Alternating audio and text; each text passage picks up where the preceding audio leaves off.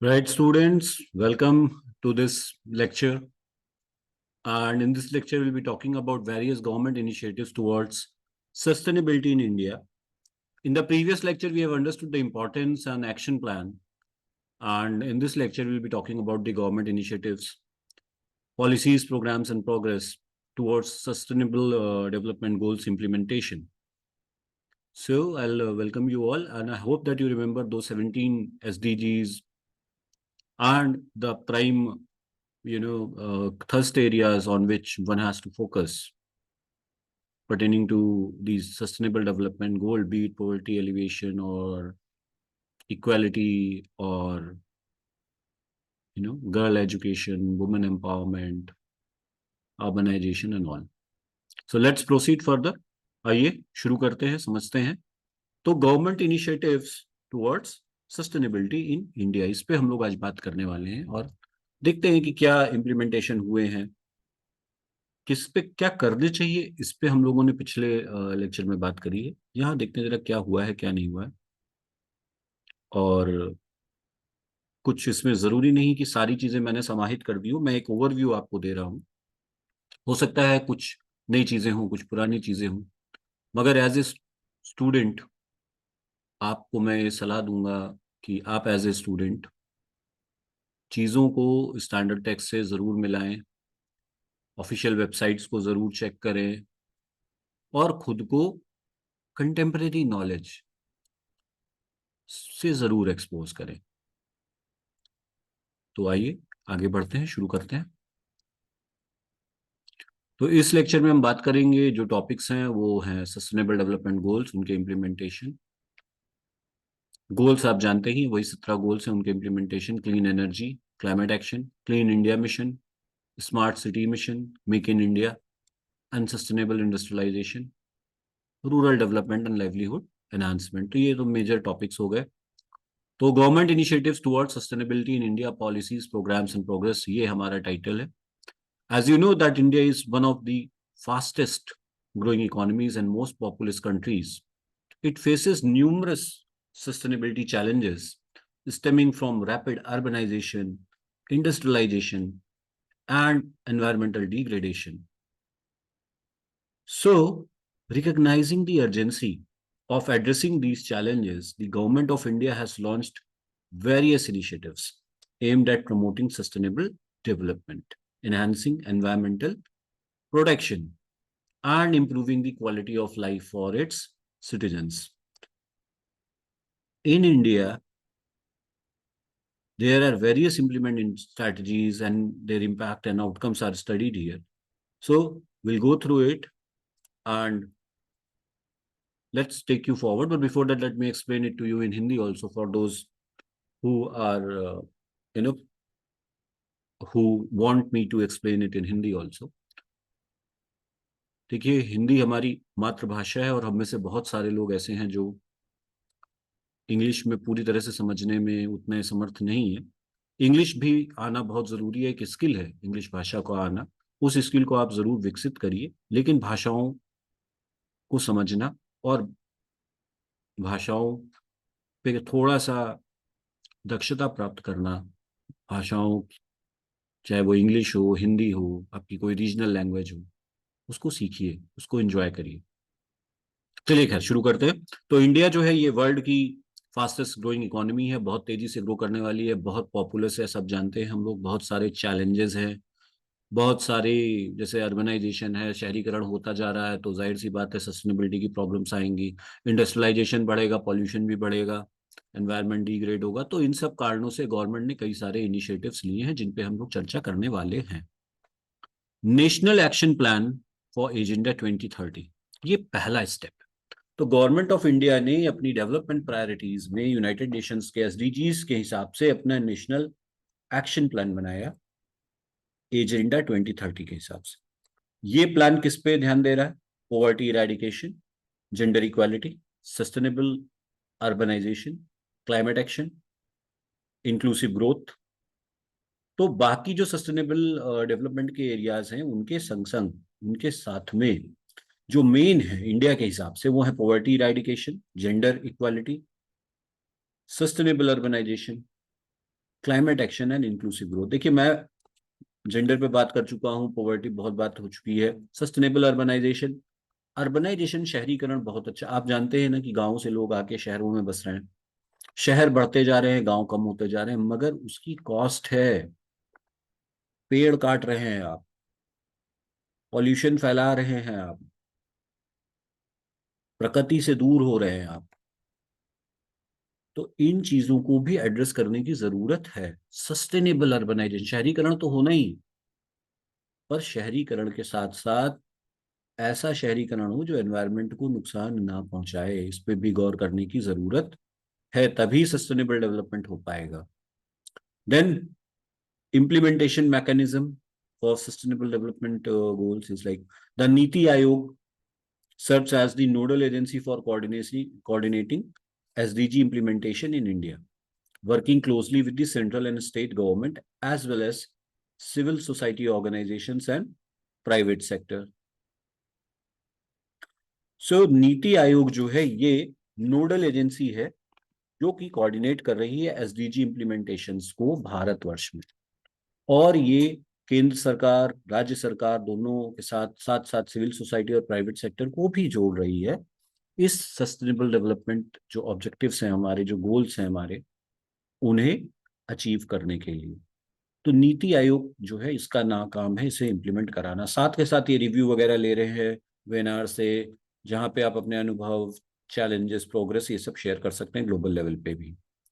फिर For clean energy and climate action, National Action Plan on Climate Change (NAPCC) was launched. NAPCC outlines our strategy for addressing climate change through 8 national missions, including solar energy, energy efficiency, sustainable agriculture, and water conservation. यानी कि क्या क्या हमारे important हो गए? Solar energy, energy efficiency, sustainable agriculture and water conservation. तो सबसे पहले बात हम लोग कर लेते हैं सोलर एनर्जी की।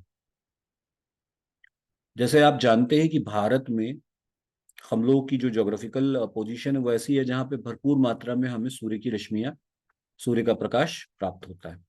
ऐसे में अगर हम सोलर एनर्जी का अच्छे से इस्तेमाल कर पाए, इस प्राकृतिक सुविधा का लाभ उठा पाए, तो हम क्लीन एनर्जी की तरफ बहुत तेजी से आगे बढ़ सकते हैं। तो सोलर एनर्जी पे फोकस करना, आपने देखा होगा अभी गवर्नमेंट ने सब्सिडी दी, अगर कोई अपने घर पे सोलर प्लेट्स, ये सोलर प्लांट लगाने की के लिए इच्छुक है, तो गवर्नमेंट ने काफ़ी सपोर्ट किया। और आप देखेंगे कि बहुत सारी इंडस्ट्रीज में, कॉलेजेस में, हॉस्पिटल्स में आप छतों पे देखेंगे कि सोलर प्लेट्स लगी हुई हैं। तो सोलर एनर्जी की तरफ को बढ़ावा देना, ये एनएपीसीसी ने इसको प्रमोट किया। एनर्जी एफिशिएंसी, जैसे मैंने आपको बताया था, ब्यूरो ऑफ एनर्जी एफिशिएंसी की स्थापना करी गई, जो स्टार रेटिंग देती है प्रोडक्ट्स को। क्यों एनर्जी एफिशिएंसी जरूरी है? मतलब कम बिजली खर्चा करके हम वही रिजल्ट्स ले पाए। अब एक 5 स्टार एसी है, तो बिजली कम जो है वो कंज्यूम कर रहा है, मगर ये ठंडक ठीक से दे रहा है, तो आप उसको क्यों नहीं यूज करते? उसी जगह 2 स्टार एसी है, बिजली बम बहुत तेजी से खा रहा है, तो आपको बिजली का बिल भी तो देना पड़ेगा, आप एनर्जी ज्यादा नहीं खर्चा कर रहे। तो एनर्जी एफिशिएंसी, एलईडी लाइटिंग, अभी उजाला प्रोग्राम के तहत एलईडी बल्ब्स जो है चारों तरफ सब रिप्लेस कर दिया है सीएफएल को उन्होंने। सस्टेनेबल एग्रीकल्चर, एग्रीकल्चर की फील्ड में बहुत कुछ करने को है, और एग्रीकल्चर की फील्ड बहुत क्रूशियल भी है, क्योंकि हम लोग प्राइमरी सेक्टर पे 3 तरह के सेक्टर होते हैं, आप जानते हैं, प्राइमरी, सेकेंडरी और टर्शरी, जिसमें प्राइमरी एग्रीकल्चर है, सेकेंडरी मैन्युफैक्चरिंग और टर्शरी सर्विस सेक्टर। तो प्राइमरी सेक्टर जो हमारा एग्रीकल्चर है, इसमें जो प्रैक्टिसेस हैं वो अगर सस्टेनेबल हो जाए, तो हम बहुत तेजी से सस्टेनेबल डेवलपमेंट गोल्स को अचीव कर सकते हैं। खाली उपज इंपॉर्टेंट नहीं है, यील्ड इंपॉर्टेंट नहीं है, उसके साथ साथ मेथड्स इंपॉर्टेंट हैं जो सस्टेनेबल एग्रीकल्चर को बढ़ावा दें। फिर वाटर वाटर कंजर्वेशन, जो हमारा ग्राउंड वाटर है उसको रिप्लेनिश करना, उसको वापस से भरना बड़ा जरूरी है। तालाब, आपने देखा होगा अमृत सरोवर कई जगहों पे डेवलप करे गए हैं, रेन वाटर हार्वेस्टिंग सिस्टम्स लगाए गए हैं। इस तरीके के इनिशिएटिव्स बहुत जरूरी हैं, बहुत जरूरी है। इनसे क्या होगा, जो रेन वाटर है वो हमारा बर्बाद नहीं होगा, हम उसको हमारे ग्राउंड वाटर को रिप्लेनिश कर पाएंगे। नहीं तो समय ऐसा आएगा कि पानी के लिए हम लोग तरस जाएंगे। Initiatives such as the National Solar Mission aim to increase solar power generation capacity and promote renewable energy technologies to reduce the carbon emission and enhance energy securities. देखिए, नॉन रिन्यूएबल सोर्सेज से कोल, petroleum, इन सब से जब हम energy ले रहे हैं तो एक तो हम नॉन रिन्यूएबल सोर्सेज को खत्म कर रहे हैं, नेचुरल रिसोर्सेज को खत्म कर रहे हैं। दूसरी बात, उनके भंडार सीमित है। तीसरी बात, जब वो जल रहे हैं तो वो पॉल्यूशन को बढ़ावा दे रहे हैं और उस पॉल्यूशन को ही हम लोगों को फेस करना पड़ रहा है। तो अगर हम नॉन रिन्यूएबल से रिन्यूएबल की तरफ आ जाते हैं, सोलर पावर जनरेट करते हैं, तो जो एनर्जी टेक्नोलॉजीज हम यूज करेंगे उससे कार्बन फुटप्रिंट घटेगा, कार्बन एमिशन नहीं होगा, कम होगा, और एनर्जी सिक्योरिटी भी बढ़ेगी। तो एनएपीसीसी का यही योगदान है। Then international solar alliance, India co-founded the ISA with France to promote solar energy deployment and facilitate collaboration among solar-rich countries to achieve the common goal of sustainable development। जैसे आपको याद होगा, जब हम लोगों ने सस्टेनेबल डेवलपमेंट गोल्स पढ़े थे तब हमने बात करी थी कि एक दूसरे के साथ पार्टनरशिप करना बड़ा जरूरी है, एक दूसरे के साथ कोलैबोरेट करना बड़ा जरूरी है। चाहे वो नॉलेज शेयरिंग हो, चाहे वो टेक्नोलॉजी ट्रांसफर हो, चाहे वो कॉमन गोल्स हो। क्यों जरूरी है? क्योंकि एक दूसरे को अगर हम एक दूसरे की कॉम्पिटिटिव या एक दूसरे की कैपेबिलिटीज का लाभ नहीं उठा पाएंगे तो फायदा क्या होगा? मिलके हम लोग परिवर्तन ला सकते हैं, सिनर्जी प्रोड्यूस कर सकते हैं। तो सोलर रिच कंट्रीज में से फ्रांस के साथ मिलके हम लोगों ने ये सोलर एनर्जी डिप्लॉयमेंट के लिए कोलैबोरेट किया है, और हम लोग इसके थ्रू, आईएसए के थ्रू मोबिलाइज कर रहे हैं इन्वेस्टमेंट्स को, बेस्ट प्रैक्टिसेस को आपस में शेयर कर रहे हैं, सोलर टेक्नोलॉजी इनोवेशन को बढ़ावा दे रहे हैं, जिससे कि पूरा वैश्विक स्तर पर क्लीन और रिन्यूएबल एनर्जी सोर्सेस का इस्तेमाल होने लगे। तो इंटरनेशनल सोलर अलायंस, जरूर थोड़ा इसको और एक्सप्लोर करिए, डिटेल में पढ़िए। ये एक इनिशिएटिव है हमारा। क्लीन इंडिया मिशन, स्वच्छ भारत अभियान। The Swachh Bharat Abhiyan launched in 2014 aims to achieve universal sanitation coverage. आपको याद होगा, clean water and sanitation, eliminate open defecation and ensure the cleanliness and hygiene of urban and rural areas. The mission encompasses initiatives such as building toilets, promoting waste management practices, and creating awareness about sanitation and hygiene behavior. स्वच्छ भारत अभियान, इसके माध्यम से हम universal sanitation coverage को achieve करना चाहते हैं, यानी कि हमारे जो भी नागरिक हैं वो स्वच्छता की तरफ आगे बढ़े, स्वच्छता से जुड़े, स्वच्छता के विषय में उनको ज्ञान हो और हाइजीन, उसके महत्व को समझें। आपको याद होगा, पहले दूरदर्शन में ऐसे खाना खाने से पहले हाथ धोने के लिए बोला जाता था। धीरे धीरे क्या हुआ, लोग खुद ब खुद ये सब करने लगे। तो अब जैसे जैसे लाइफस्टाइल इंप्रूव हो रही है, हमारा हाइजीन के प्रति नजरिया बदलना चाहिए, और एक दो लोगों का नहीं, हमारी सोसाइटी के जितने भी लोग, जो भी उसका अंग है, उनको सबको सैनिटेशन, साफ सफाई, हाइजीन डेवलपमेंट की तरफ आगे आना चाहिए। आप देखिए, जब कोविड का समय था उस वक्त पे सभी लोग खुद ब खुद हैंड सैनिटाइजर का प्रयोग करने लगे, मास्क का प्रयोग करने लगे, और उसके बेनिफिट्स भी आपको पता है। लेकिन जैसे ही कोविड गया, मजबूरी खत्म हो गई, वैसे ही हम लोगों ने उस अच्छी आदत को त्याग दिया। तो सैनिटेशन को बढ़ाना बड़ा आवश्यक है, क्योंकि सैनिटेशन होगा तो जर्म्स का ट्रांसफर नहीं होगा, बीमारियां नहीं फैलेंगी या कम फैलेंगी, उसको कंट्रोल किया जा सकता है, उससे बचा जा सकता है। एलिमिनेट ओपन डिफेकेशन, आज भी आप देखिए बहुत से लोग गांवों में, आज भी उनको खुले में जाना पसंद है। गवर्नमेंट ने इतने साल से मेहनत कर करके इतने शौचालय बनाने का प्रयास किया, लेकिन विविध कारणों से विविध कारणों से लोग जो है उनका उपयोग नहीं कर रहे। ओपन में जाने से गंदगी फैलती है, बीमारियां फैलती हैं, और क्राइम अगेंस्ट वुमेन भी बढ़ता है। तो जब व्यवस्थाएं सुविधाएं बनाई जा रही हैं और सक्षम भी हैं बहुत से लोग, तो पूरी तरह से हमें गवर्नमेंट का साथ देना होगा ओपन डेफिकेशन को एलिमिनेट करने में। आपको याद होगा पहले जब आप स्टेशन जाते थे, रेलवे स्टेशन, तो रेलवे स्टेशन में कितनी प्लेटफॉर्म गंदे होते थे, कैसी स्मेल आया करती थी। ये खुले में गंदगी फैलाने के कारण था। और अभी हमारा देश जो है वो इतना पॉपुलस, इतना बड़ा देश है, सभी को उतना जागरूकता का अभाव है कि लोग जो है उनको मालूम है कि प्लेटफॉर्म पे ट्रेन खड़ी है, इसमें नहीं अभी हमें टॉयलेट का इस्तेमाल करना चाहिए, मगर वो करते थे और फिर उसको एक दूसरा इंसान साफ करता था। तो इस प्रकार से धीरे धीरे धीरे धीरे स्थितियां परिवर्तित हो रही हैं, और इसमें बड़ा रोल है सभी का। स्वच्छ भारत अभियान के तहत पूरी तरह से ओपन डेफिकेशन को खत्म करना है, और चाहे वो अर्बन एरिया हो चाहे वो रूरल एरियाज हो, उनमें क्लीनलीनेस, साफ सफाई और हाइजीन को डेवलप करना है। This mission encompasses initiatives such as building toilets, promoting waste management practices, and creating awareness about sanitation and hygiene behavior। तो स्वच्छ भारत अभियान ने क्या काम किया? इसने टॉयलेट्स बनाने, वेस्ट मैनेजमेंट प्रैक्टिसेस को प्रमोट करने, सैनिटेशन और हाइजीन बिहेवियर को बढ़ावा देने में महती भूमिका निभाई। स्वच्छ भारत अभियान के जो चैलेंजेस हैं वो क्या है? अब देखिए, टॉयलेट कवरेज बढ़ गया है, ओपन डिफेकेशन का रेट भी कम हुआ है, और बहुत सारे टॉयलेट्स बनाए गए हैं, मगर बिहेवियर में परिवर्तन नहीं आया।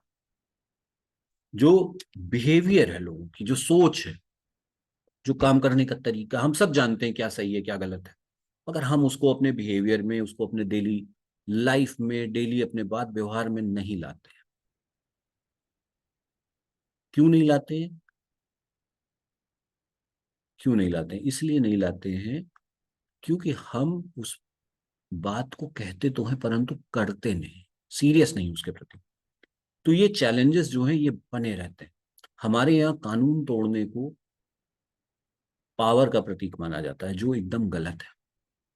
हमको अपने इन प्रतीकों को बदलना होगा, अपनी सोच को बदलना होगा, तब हम वैश्विक स्तर पर आगे बढ़ पाएंगे। हमें अपनी चीजों को, अपने वैल्यू सिस्टम को बेहतर करने की जरूरत है, अपनी सोच को बदलने की जरूरत है। तो बिहेवियरल चेंज लाना बड़ा इंपॉर्टेंट है कि टॉयलेट बना तो है पर उसको यूज नहीं करना है, तो यूज तो आप ही को करना पड़ेगा ना। फिर challenges remain in sustaining behavior change, ensuring the sustainability of sanitation infrastructure, and addressing issues related to solid waste management and wastewater treatment। तो सॉलिड वेस्ट मैनेजमेंट और वेस्ट वाटर ट्रीटमेंट, क्योंकि एक तरफ टॉयलेट्स हैं तो दूसरी तरफ हमारी नदियां भी हैं, जहां पे ये वेस्ट जा रहा है, नदियों को गंदा कर रहा है। तो प्रॉपर ट्रीटमेंट के बाद अगर जाए तो ज्यादा बेहतर है, तो हम इससे बेनिफिट उठा सकते हैं, अपने वातावरण को स्वच्छ रख सकते हैं। तो ये चैलेंजेस हैं जिन पे हमें गौर करना है। हमें अपने बिहेवियर को, अपनी सोच को परिवर्तित करना है, हमें अपनी नदियों को भी बचाना है, हमें प्रॉपर सॉलिड वेस्ट मैनेजमेंट करना है, हमें वाटर को ट्रीट करना है, तब गंदे पानी को नदी में डालना है। नहीं तो धीरे धीरे जो है सब पवित्र नदियां गायब हो जाएंगी। Smart cities mission, urban transformation objective, तो ये हमारा एक इनिशिएटिव, हमारी गवर्नमेंट का जो है वो स्मार्ट सिटी मिशन है। स्मार्ट सिटीज आपने सुना होगा। Smart cities mission aims to promote sustainable urban development by improving infrastructure, enhancing service delivery, and harnessing technology and innovation to create livable and resilient cities. The mission focuses on key areas such as urban mobility, affordable housing, public spaces, and smart governance to enhance the quality of life for urban residents. तो smart city परियोजना, smart city mission का जो उद्देश्य है वो क्या है कि ये सस्टेनेबल अर्बन डेवलपमेंट करें, इसको बढ़ावा दें, इंफ्रास्ट्रक्चर को बढ़ावा दें, सर्विस डिलीवरी को बढ़ावा दें, टेक्नोलॉजी और इनोवेशन का इस्तेमाल करते हुए ऐसी जगह बनाएं जो मजबूत हों।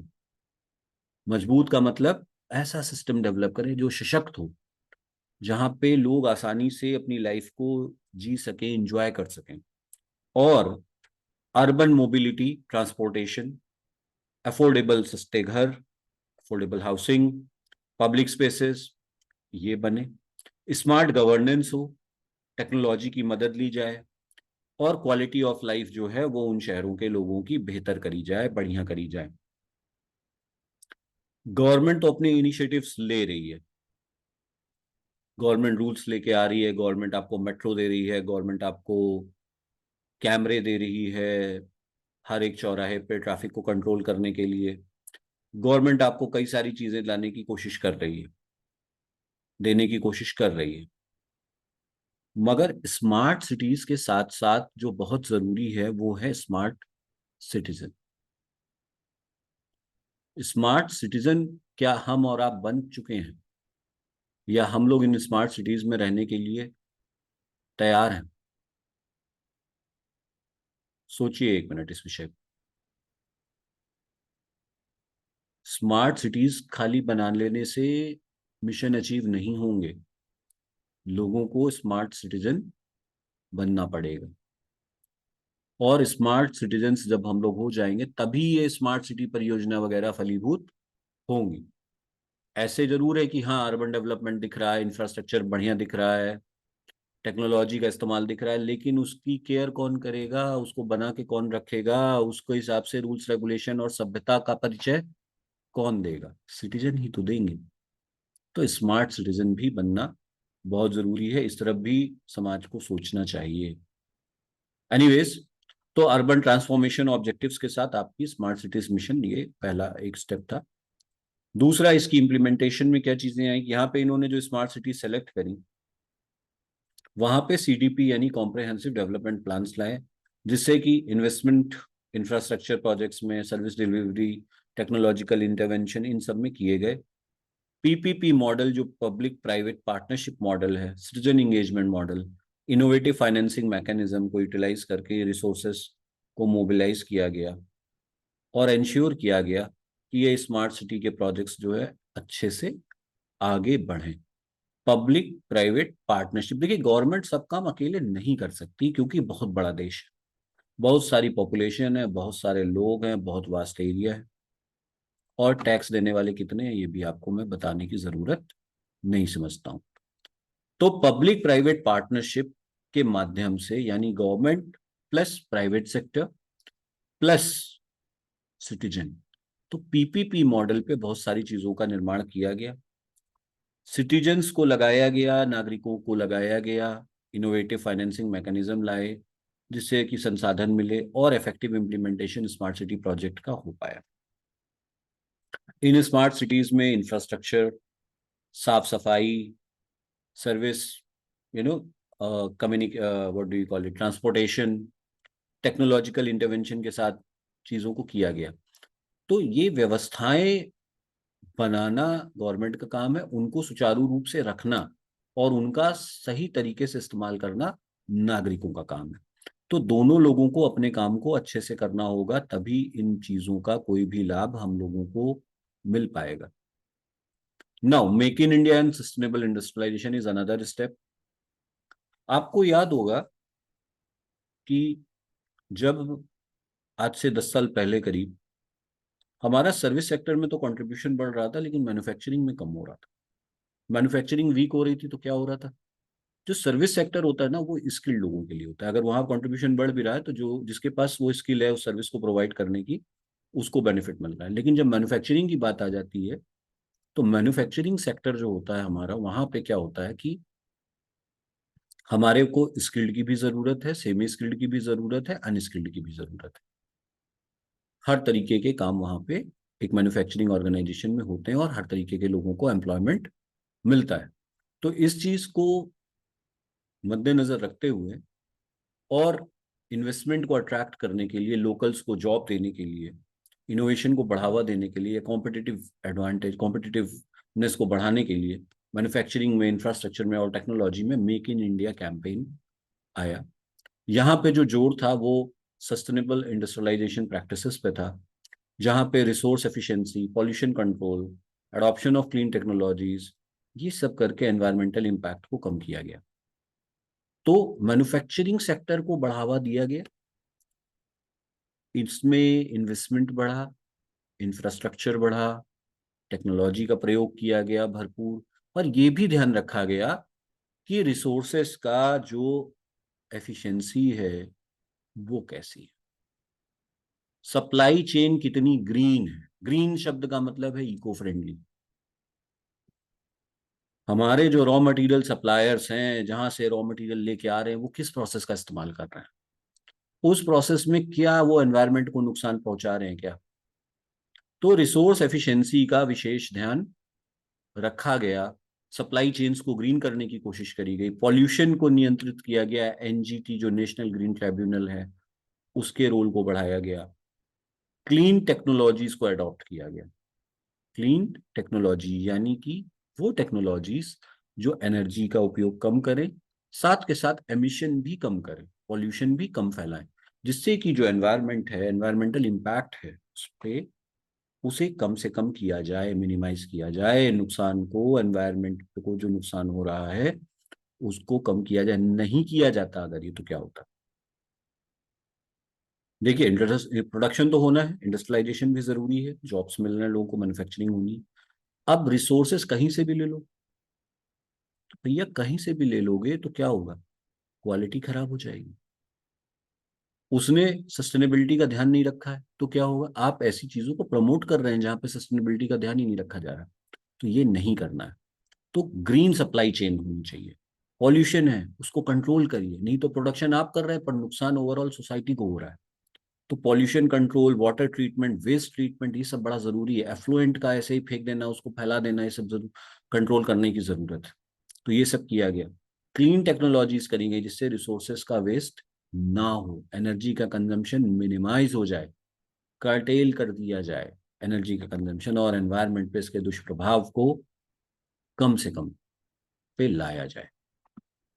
Then environmental regulation and compliances, ये है गवर्नमेंट ने the government has enacted stringent environmental regulations and pollution control norms to regulate industrial activities and mitigate adverse environmental impacts. Initiatives such as the National Clean Air Program and National Water Mission aims to address air and water pollution challenges through targeted intervention and pollution control measures. Government ने environmental regulations पे काम किया, ऐसे pollution control norms लेकर के आए जिससे कि इंडस्ट्रियल एक्टिविटीज के थ्रू जो पॉल्यूशन हो रहा था उससे बचा जा सके और एनवायरनमेंट को बचाया जा सके। ऐसे स्टेप्स, इनिशिएटिव्स लिए गए जैसे NCAP, national national clean air programme and national water mission. इनके माध्यम से जो वायु प्रदूषण है, जल प्रदूषण है, उससे संबंधित जो भी हमारी समस्याएं हैं उसको आइडेंटिफाई किया गया और टारगेटेड तरीके से सॉल्व किया गया। और देखिए, एक दिन में सब कुछ नहीं हो जाता, पर धीरे धीरे इस दिशा में प्रयास किए जा गए और काफी चीजों को नियंत्रित भी किया गया। Then rural development and livelihood enhancement, इसके लिए MNREGA, Mahatma Gandhi national rural employment guarantee scheme, जो 100 डेज के वेज एम्प्लॉयमेंट को गारंटी करती है हर एक साल में हर एक हाउस होल्ड को। इंक्लूसिव ग्रोथ के लिए इंपॉर्टेंट है, पॉवर्टी रिडक्शन के लिए और सस्टेनेबल रूरल डेवलपमेंट के लिए। ये programme asset creation, national resource management and livelihood enhancement activities और सोशियो इकोनॉमिक कंडीशंस को रूरल एरियाज में बेहतर बनाने के लिए काम करता है। प्रधानमंत्री आवास योजना, ये भी एक इनिशिएटिव है। आपको अफोर्डेबल हाउसिंग की बात हम लोगों ने पहले भी करी, तो पीएमएवाई, ये प्रधानमंत्री आवास योजना के तहत अफोर्डेबल हाउसिंग दी गई सब एलिजिबल बेनिफिशरीज को, इकोनॉमिकली वीकर सेक्शंस को, लो इनकम ग्रुप्स को, रूरल और अर्बन एरियाज में। The program integrate the principle of sustainability, including energy efficiency, disaster resilience, and access to basic services into housing design and construction practices. So this is also a scheme which is helping us to achieve the sustainable development goals. Now, at last, we can conclude that India's journey towards sustainability is characterized by ambitious goals. Bharat की का जो सफर है sustainability की तरफ, उसमें महत्वाकांक्षी लक्ष्य हैं, नवाचार है, नए नए इनिशिएटिव्स हैं एंड परसिस्टेंस है। भारत को डेवलप करने के लिए सतत प्रयास जारी है। जो चैलेंजेस आ रहे हैं उनको एड्रेस किया जा रहा है, साथ के साथ एनवायरनमेंट का ध्यान रखा जा रहा है, क्वालिटी ऑफ लाइफ जो सिटीजन्स की है उसका ध्यान रखा जा रहा है, अपने डेमोग्राफिक डिविडेंड और टेक्नोलॉजिकल प्रोग्रेस और इंस्टीट्यूशनल कैपेसिटीज का लाभ उठाने की जरूरत है। सस्टेनेबल डेवलपमेंट में भारत एक ग्लोबल लीडर बन के आ सकता है और दूसरे कंट्रीज के लिए, नेशंस के लिए एग्जाम्पल के तौर पे सामने आ सकता है। और अगर गवर्नमेंट ने सस्टेनेबिलिटी और पॉलिसीज और प्रोग्राम पे ऐसे ध्यान रखा तो it is imperative to ensure inclusive growth, equitable distribution of resources, and meaningful participation of all the stakeholders in shaping India's sustainable future. Through collaborative actions, leadership, and unwavering commitment, India can realize its aspiration for a prosperous, resilient, and sustainable society for generations to come. Sustainability का मतलब क्या है? आने वाली generation के लिए भी। तो भैया अकेले कुछ नहीं हो रहा, गवर्नमेंट तो लीडरशिप दे देगी या जो भी कर लेगी, पर आपको बहुत काम करना है, एक एक नागरिक को काम करना है, साथ में कोलैबोरेट करना है सभी को, पब्लिक हो, प्राइवेट हो, सिटीजन्स हो, सिविल सोसाइटी हो, सब लोग मिलके काम करेंगे और इस देश को आगे बढ़ाएंगे। गवर्नमेंट के इनिशिएटिव्स तो देख लिए हम लोगों ने, अपने कंट्रीब्यूशन, अपनी हम क्या कर सकते हैं देश के लिए, इसके बारे में भी सोचने का वक्त आ चुका है। चलिए, इन्हीं शब्दों के साथ मैं अभी इस लेक्चर को यहीं पे पूर्ण करता हूं। धन्यवाद।